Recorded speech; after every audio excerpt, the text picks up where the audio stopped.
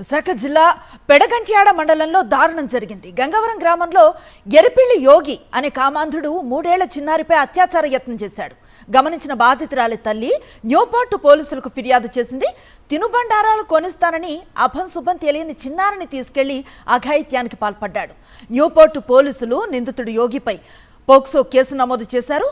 ఇలాంటి కామాంధులను కఠినంగా శిక్షించాలని స్థానికులు డిమాండ్ చేశారు.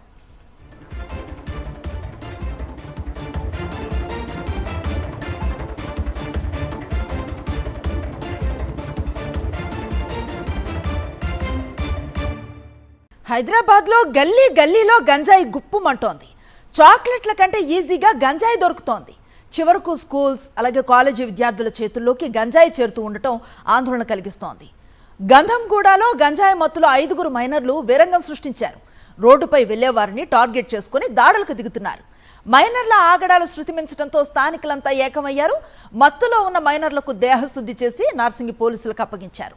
తమ ప్రాంతంలో గంజాయి బ్యాచ్లు నిత్యం బీభత్సం సృష్టిస్తున్నాయని, తాము ఇంటి నుంచి బయటకు వెళ్లాలంటేనే భయపడాల్సి వస్తోందని స్థానికులు ఆవేదన వ్యక్తం చేస్తున్నారు.